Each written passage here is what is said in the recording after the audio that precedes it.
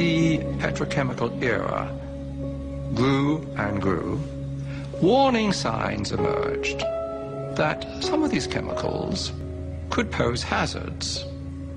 The data initially were trivial, anecdotal, but gradually a body of data started accumulating to the extent that we now know that the synthetic chemicals which have permeated our workplace, our consumer products, our air, our water, produce cancer and also birth defects and some other toxic effects.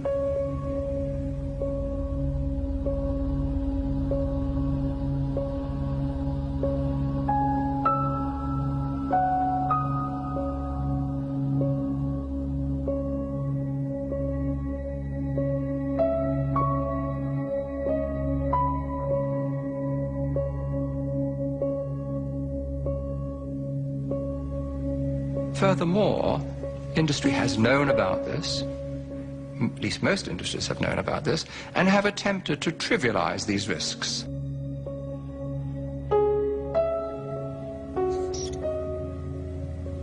If I take a gun and shoot you, that's criminal.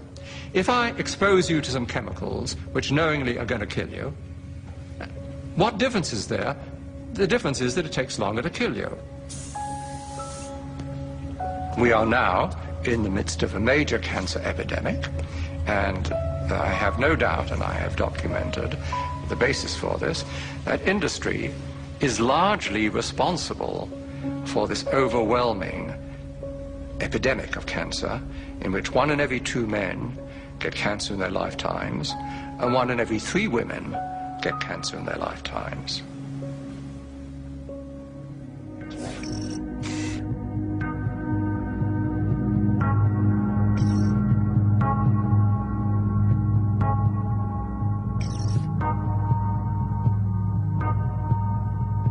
Towards the end of 1989, a great box of documents arrived at my office without any indication where they came from. And I opened them and found in it a complete set of Monsanto files, particularly a set of files dealing with toxicological testing of cows who've been given RBGH. BST, trade name Posilac, is being used in more than 1/4 of the dairy herds in the United States, according to Monsanto. The milk has been drunk by a large portion of the American population since the Food and Drug Administration declared it safe for both cows and humans 4 years ago. And at that time, Monsanto was saying, there's no evidence whatsoever of any adverse effects, we don't use antibiotics, and this clearly showed that they had lied through their teeth.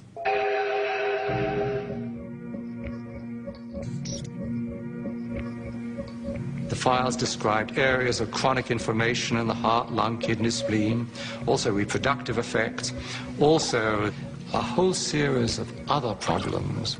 The most comprehensive independent assessment of the drug concludes that BST results in unnecessary pain, suffering and distress for the cows. This is not acceptable for a drug designed simply to increase milk production. It is a silly product. We have the industrial world is awash in milk. We're overproducing milk. We actually have governments around the world who pay farmers not to produce milk. So the first product Monsanto comes up with is a product that produces more of what we don't need. Of course, you'll want to inject Posilac to every eligible cow, as each cow not treated is a lost income opportunity. But the problem was that use of the artificial hormone caused all kinds of problems for the cows. It caused something called mastitis, which is a very painful infection of the udders. When you milk the cow, if the cow has bad mastitis, some of the, and I don't know how to say this in a, I hope people aren't watching at dinner time, but the pus from the infection of the udders ends up in the milk, and the somatic cell count, they call it, the bacteria count inside your milk goes up. There's a cost to the cows. The cows get sicker when they're injected with RBGH. They're injected with antibiotics. We know that people are consuming antibiotics through their food, and we know that that's contributing to antibiotic-resistant bacteria and diseases. And we know we're at a crisis when somebody can go into a hospital and get a staph infection and it can't be cured and they die. That's a crisis. Bad for the cow, bad for the farmer, bad potentially for the consumer. The jury is out. We see a lot of conflicting evidence about potential health risks. And of course, as a consumer, my belief is, why should I take any risk?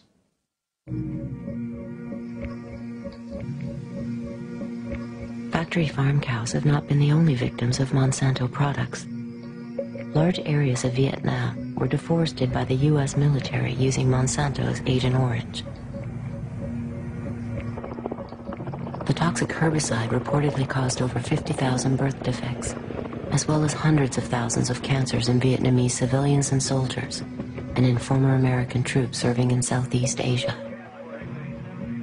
Unlike the Vietnamese victims, U.S. Vietnam veterans exposed to Agent Orange were able to sue Monsanto for causing their illnesses. Monsanto settled out of court, paying $80 million in damages, but it never admitted guilt.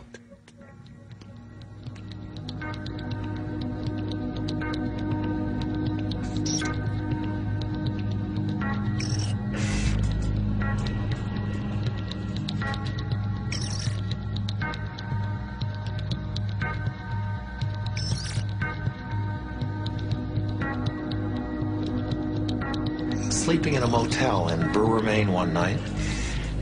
I woke up with terrible hay fever and my eyes were burning, and I looked out at the river and there were great mounds of white foam going right down the river. And the next morning I got up and I said, my God, what was that happening last night? He said, oh, that's just the river. And I said, what do you mean? He said, well, look, every night the paper companies send this stuff down the river. I said, what are you talking about? And he said, don't you understand? That's how we get rid of the effluent from the paper mills.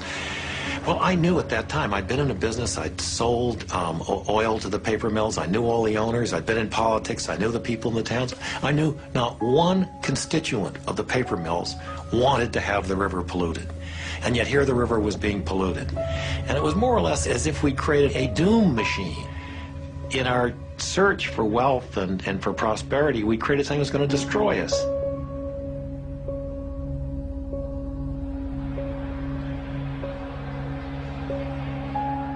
The traders who are involved in the market are not guys whose moral fiber when it comes to environmental conditions are going to be rattled at all.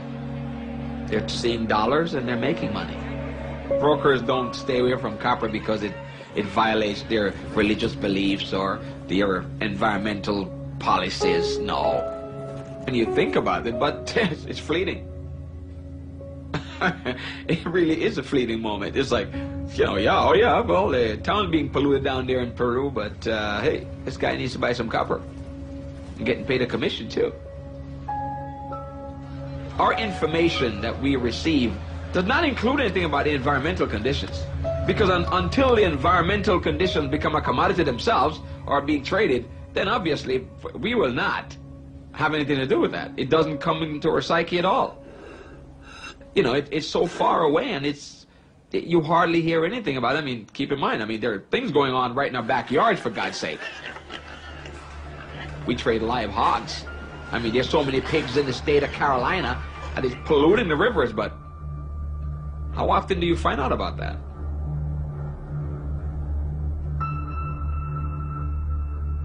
At Multinational Monitor, we put together a list of the top corporate criminals of the 1990s.